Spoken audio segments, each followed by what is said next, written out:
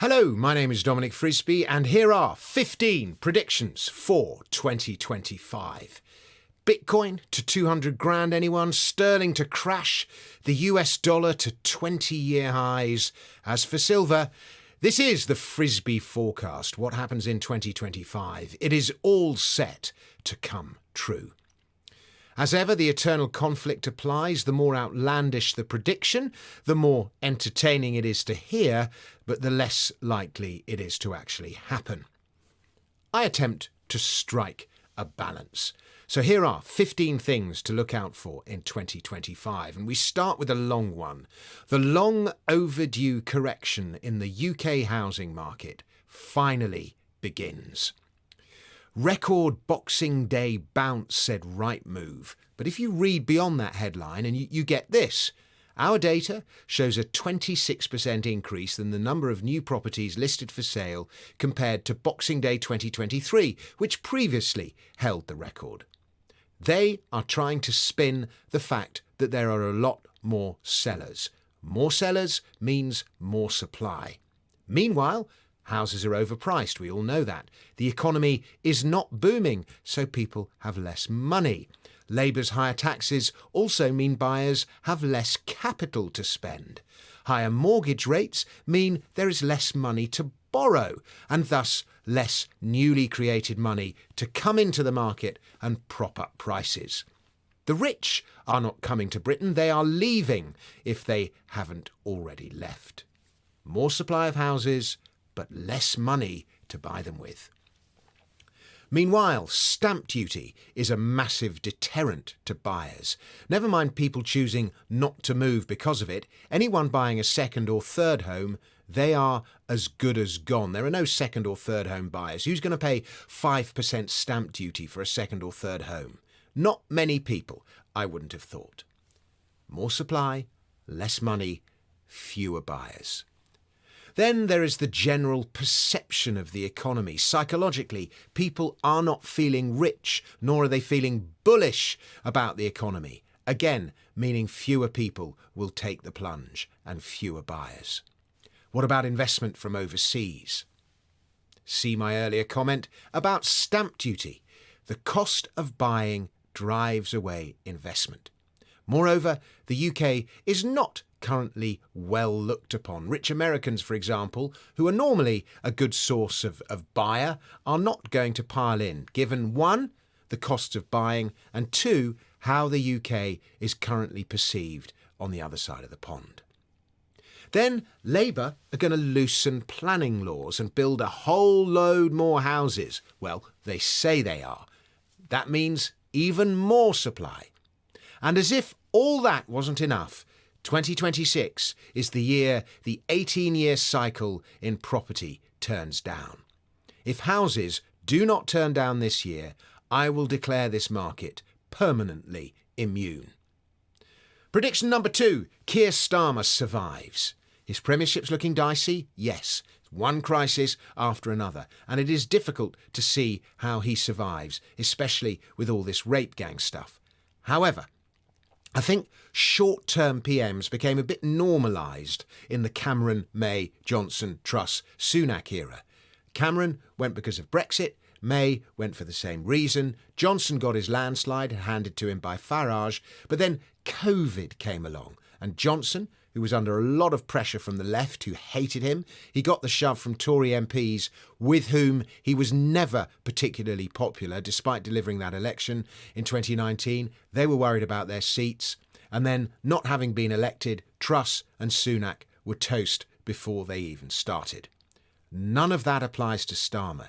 He's got the remit for 4 or 5 years. I admit he's looking shaky, particularly under this extraordinary pressure from Elon Musk, but I still think it's too early for Labour MPs worrying about their seats to give him the shove. And it is normal for a PM to last the full term. What happened under the Tories, was not normal. So, somehow, Starmer survives the year. Number 3, gold. It hits $3,000. I have to say, I'm not wildly bullish about gold at the moment, at least in US dollar terms, though I think it is absolutely essential that you own some. One, because at some point the China gold story is going to hit the mainstream and suddenly there will be a scramble for gold.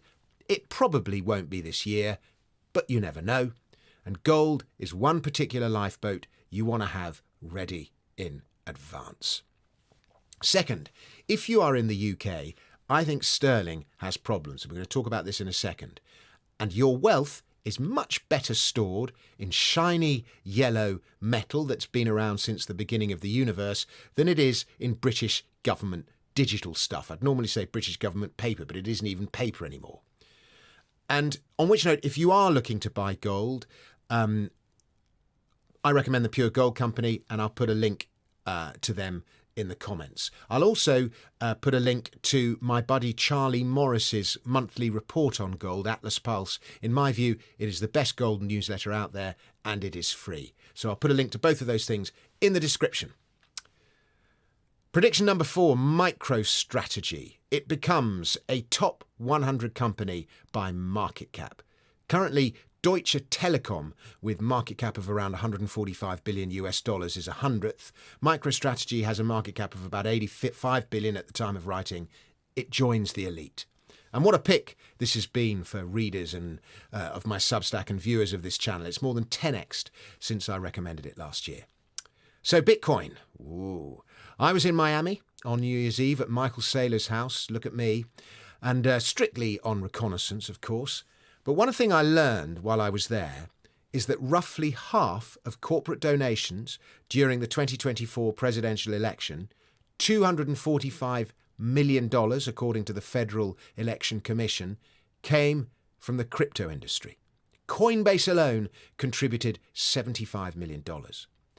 I'm a beneficiary, so I'm not complaining. But really, you have to say, buying such favour is more than a little dodgy, even if that is how the world works and has almost always worked. But it means the likelihood of the Republicans delivering on their pledge for a strategic Bitcoin reserve is likely. The US isn't going to buy 1 million coins straight away, but it may well buy 300,000 or 400,000 in year 1, maybe by year 2. That sends Bitcoin a lot higher. So the prediction, it goes to $200,000, but then it crashes, because that is what always happens. Prediction number 6, sterling. The UK pound has big problems. Britain spends too much. We make too little. We have an incompetent chancellor who is something of a stranger to the truth. We have too much unpayable debt. We are on the wrong side of the Atlantic. My 8-year cycle in the pound has turned down. This year, it hits the skids. A sterling crisis will also hurt house prices too. Prediction number 7, X. Twitter X thrives, Blue Sky dies, blogging blue skies. So Blue Sky is basically just a left-wing tantrum, same as Parler and Getter a few years back were right-wing tantrums. It will not last. People gravitate to where speech is freest and where the network is biggest. Now, I am a huge Elon Musk fan. I think he is a force for immense good in the world. Finally, for example, the rape gang story is getting the attention it deserves. But perhaps the Twitter X algorithms have made it a little too much of the Elon show. But nevertheless, Twitter X is addictive. It is where the narrative is set. And those who have stomped off will mostly return. Another prediction about blogging blue skies. People don't watch films like they used to. I went to the cinema the other day. God, it was boring. Just a heap of junk. People don't read books like they used to. If you're given a choice between a book and a phone, you tend to pick your phone up first. But when you do grab your phone, in amongst all the doom scrolling and the tweets and the silly viral videos, you do read articles and essays. So blogging and platforms like Substack, where speech is also free, thrive too. Number 8, the S&P 500 rises 10%. Year 1 of the electoral cycle is traditionally the weakest year. Year 3 is normally the best year. But the S&P has a decent year nonetheless. Prediction 9, oil ranges. It doesn't crater, as many predict, with the Trump-inspired increased US production, but nor does it moonshot. I would say a range of maybe $60 to $90, something like that. Prediction 10, small caps thrive. Small is beautiful, and small caps make a welcome return. I know I'm a broken record on this one, but one day it will happen. Probably when my back is turned. Prediction 11. The US dollar index breaks out to 20-year highs. Somewhere near 117, 118 is the high. 12. The BRICS don't come out with a proper US dollar alternative. Not yet. Prediction 13. Silver disappoints, as always. $33 is the high and $22 is the low. Prediction 14. Despite all the crap, the world becomes a better place to live. We live longer, we eat better, tech keeps improving things, we advance. AI makes us more productive and betters living standards. Prediction number 15. Your Brucey bonus sports prediction. Liverpool win the Premier League and the 3 promoted teams, Ipswich, Southampton and Leicester, all go back down. I have to say I've stopped following football, but that is what my son, who watches a lot of football, told me would happen. Thank you very much for watching. Happy New Year, everyone. I hope the universe grants you everything you are hoping for and more. And I'll come back and mark these predictions at the end of the year. But the system is 2 points for a hit, 1 point for an okay, 0 for a miss, and -1 for an epic fail. Thanks very much for watching. Please like this video, please subscribe, please sign up for my Substack, and I'll be back with another video very soon. Until then, goodbye.